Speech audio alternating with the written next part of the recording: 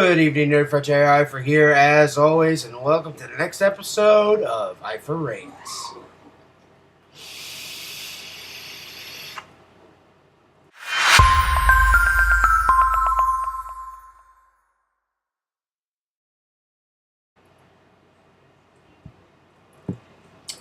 Welcome to this episode of EiferRates, but before we get to that, I just want to remind you guys to check out CupTi.org, go to Not Blowing Smoke, go to the R2BSmokeFree.org, the Vaping Militia, vaping.info, and another website that I should have been talking about this entire time, and I apologize that I haven't, especially since it's right around the corner, August8th.org.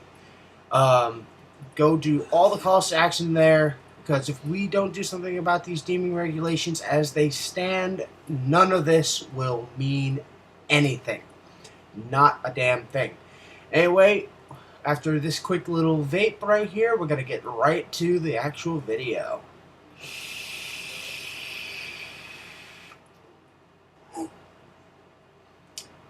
Alright guys, so what are we talking about today? Today we, as you can tell by the video title, we are talking about the CupTi or CupTi by KangerTech. I'm not sure how to pronounce it, to be honest with you. It's a little dirty too. Ugh. Oh well, whatever. Anyway, so I got this thing a little while ago. As you guys know, I posted a vape mail about it. I actually won it in a contest. Full disclosure, I won it in a contest from myvaporstore.com. Link will be in the description. And I've had a while to use this thing, and I think I can talk about it now. There's no like real up close stuff, so I'm not gonna go to an up close thing right here. It's an all-in-one device. It's actually very simple. We have your drip tip. This is where the where your coil is goes basically. We'll turn it off for now. Hold on. Whoops, dropped my drip tip. I'll pick that up in a minute. Just gonna take it apart real quick. So you see, we have this little cylinder here, and the coil, which needs changing soon, is right here. Comes in with different kinds of coils. It comes with what's it called? It comes with the stainless steel that I have in there at 0.5 ohms. It comes with a nickel coil at 0.15, I think, a Kanthal coil, and a couple others I can't remember. You'll see all the coils that it comes with on the screen right now. And it's actually not a bad little device. Now, I dropped my drip tip, so I'm just going to go and pick that up, and I'll be right back. I like these vape things. I don't know, vape, whatever you want, transitions.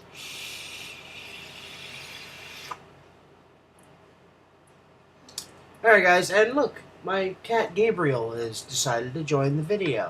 So, why don't we say hello to him for a minute? Just for a second. Just have him say hello.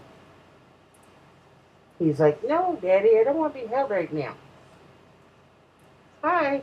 Anyway, all right, baby. You go back wherever you want to go. Good boy. I think he's gonna sit on my lap for a minute. I don't know.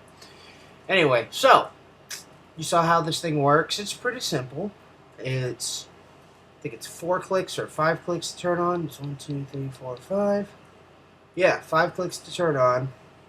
This is set at 40 watts right now. Sorry that the screen isn't, you know, it doesn't have a whatever the word is. Focus, that's it. My computer's built-in camera doesn't have a focus, autofocus, or anything like that on it. So you're not going to be able to see it that well, or at all, I imagine, because I can't see it. Anyway,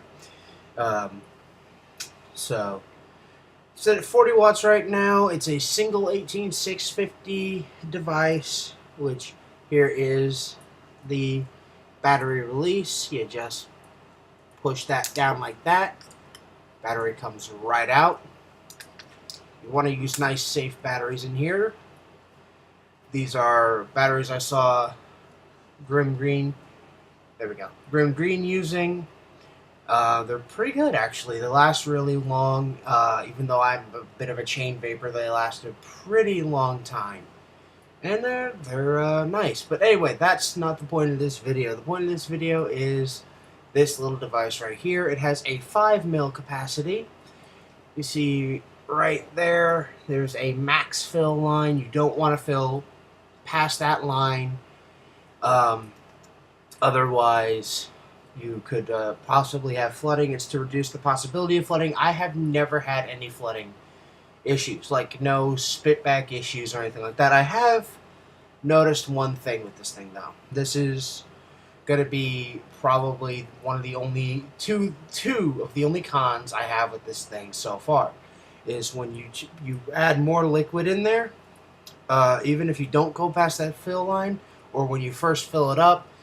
Well, no, it didn't happen when I first fill it up. It was when I refill it. It tends to gurgle a little bit. See, right now. And then you get a little bit of spitback. It's not gurgling anymore. But it's easy to fix. All you have to do is, all I've done is I close down the airflow all the way.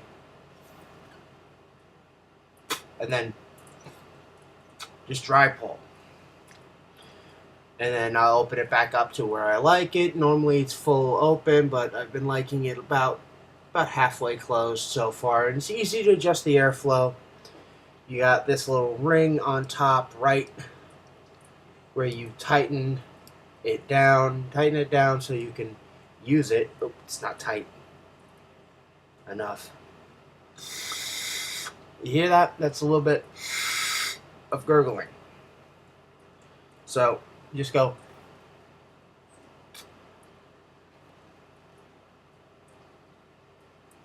And you'll hear a little bubble popping sound. You guys can't hear it, but once you no longer hear that, it won't gurgle anymore, and you're good to go. So let's take a couple of toots off of this thing.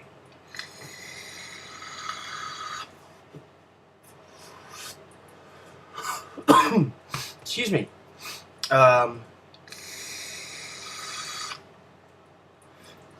It takes a little bit of getting used to, because the button, I showed this in the vape mail video.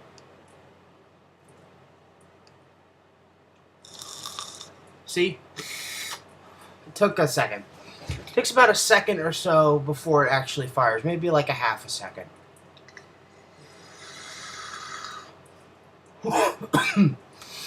Oh, yeah, I need to change that coil. Anyway, but it's a very good device. I use it every day. Every single day when I go to work, this is what I bring with me.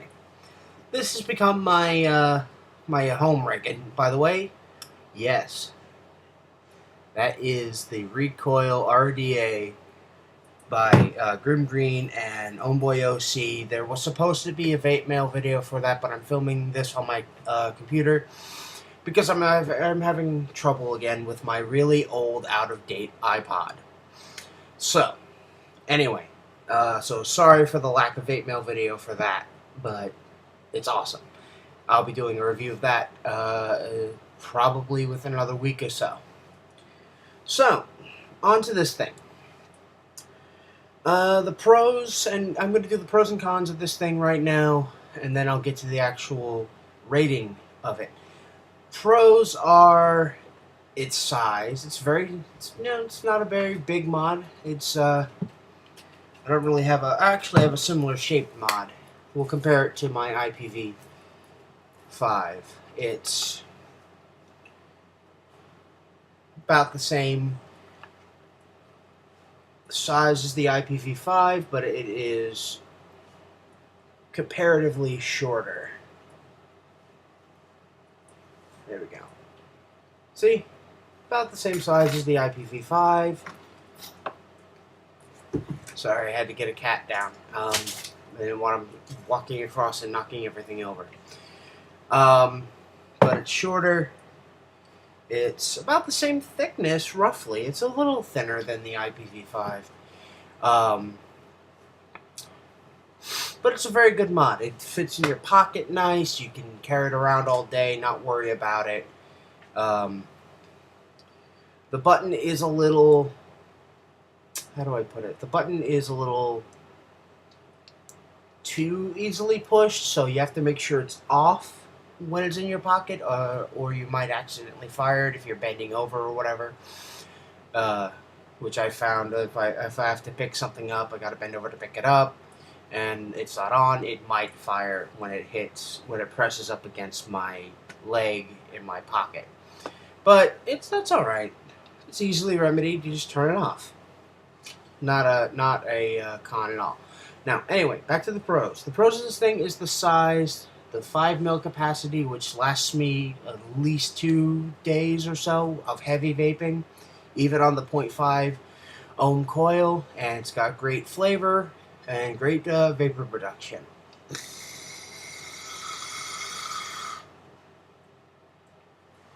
Hard to see with that and with my fan and AC going, but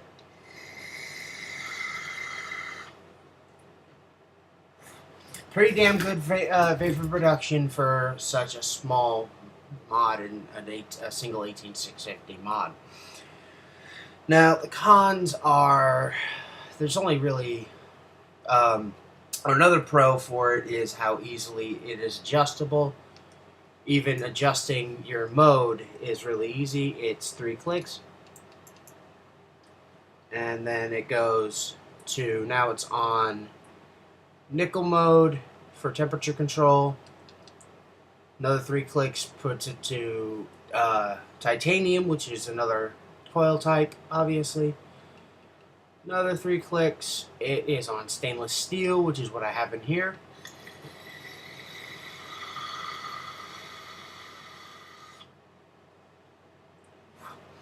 Much bigger vapor production, but it's not as warm as I like. And I have it set to 520 degrees Fahrenheit.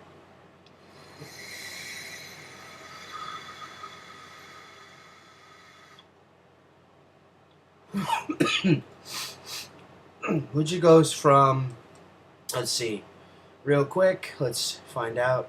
It goes from 200 degrees Fahrenheit to 600 degrees Fahrenheit, and then round robins into Celsius. I don't know if you can see that, but it says 600 degrees Fahrenheit, and then you click it again, it goes to 100 degrees Celsius. Click back, it'll go straight to 600. I'm gonna pop it back down to 520, which is where I like it. So far, a little bit warmer is too. It actually becomes a little too warm for me. But we're gonna take it back to wattage mode. And it has a, I guess NC is nichrome, I'm not sure. But anyway, so it's a very simple operation, up and down buttons to bring your wattage up or down, or your temperature up and down.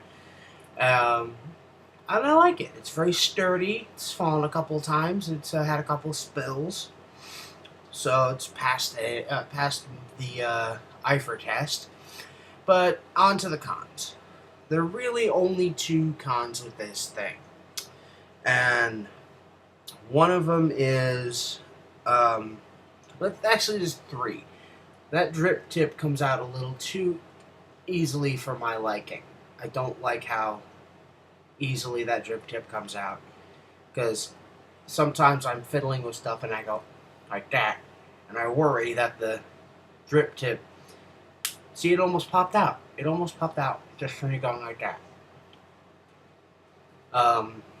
The other thing is this fire button is normally spot on, but every once in a while, it's not doing it right now.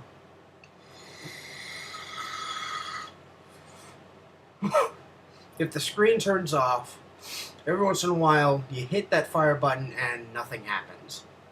I don't know what that's all about, but, and if that might just be me, so I don't know if anybody else has that problem, but it's a little hit or miss sometimes. Not very often, but every once in a while. The other thing I'm not fond of about it is because I'm a flavor junkie. I prefer RDAs because I like to ruin my cotton and just do multiple flavors. I can't do that with this, and that's a subjective con. It's not a real con. The only other problem I have with this is that gurgling thing. I've never gotten a spit back while using it once the gurgling situation is fixed. But also, that's probably it's just something that really can't be avoided. So I can't really hold it that much against it. So really, my only real con with this is the button is a little hit or miss sometimes. Other than that, this thing is fantastic. So the rating I'm going to give this is... I'm going to give this a very respectable 4.5 out of a possible 5 stars. Because the cons are minor compared to the way this thing performs. This thing performs really well. A battery will last me about a day and a half to 2 days, maybe more, depending on how heavily I use it. But considering I only really use it when I'm at work or out someplace, because it's very convenient for that, it'll last me at least 2 days before I need to change the battery. So, even with heavy chain vaping.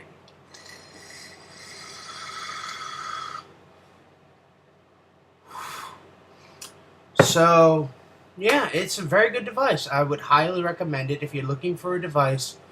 If you're, I don't know if I'd recommend it for a new vapor. Maybe for a new vapor. If you're looking for a device that you can just use on the go, use at home, use wherever you want, I would highly recommend it. But keep in mind that the possible gurgling issue. I don't know if that's just my device. I highly doubt it's just my device. But there is an issue with gurgling when you first refill the thing. I didn't really get any issue, if I remember correctly, with gurgling when I first filled it the first time.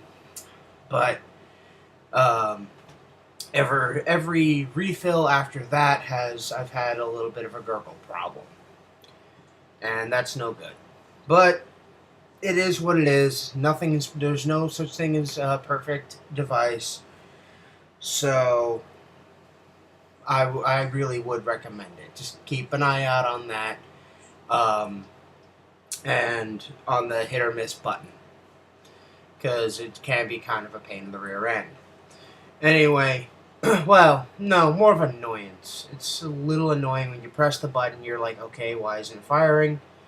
Oh, I must have not hit the button exactly where you're supposed to hit it. That's probably what's happening, is I'm probably hitting it slightly on the side. No, I hit it on the side, and it still fired. It's still gurgling for some reason, I guess because I took the thing out. Yeah, because that's not getting any tighter. That's as tight down as it can possibly go.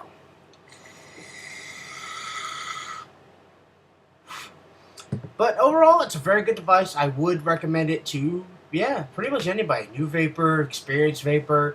If you're looking for a good first temperature control device, I originally recommended the RX200. Now I'd recommend this thing. The temperature control is pretty damn good on it. Considering, even though I don't use it very often, I'm not really into temperature control. I thought I was going to be, but that's not become a criteria for me.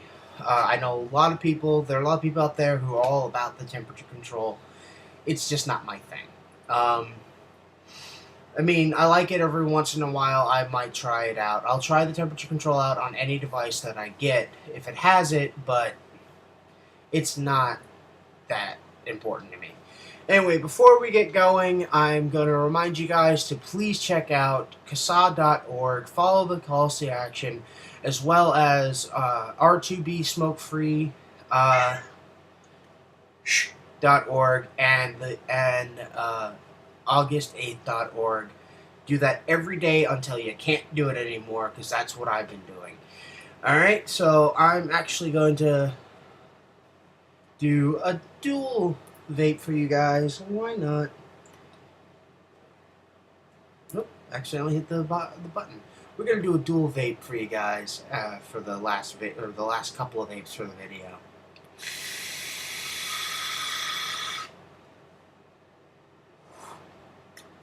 Ooh, that's an interesting flavor combination.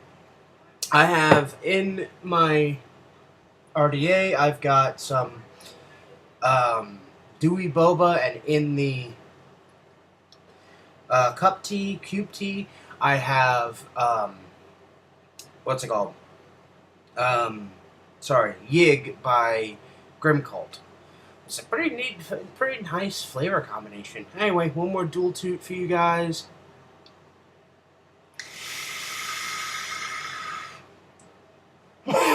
Okay, I lied. I forgot to say what I always say, so we're gonna do a third dual toot. Why not? I don't know. Anyway, I'm gonna say DFTBA, vape on, and take it deep.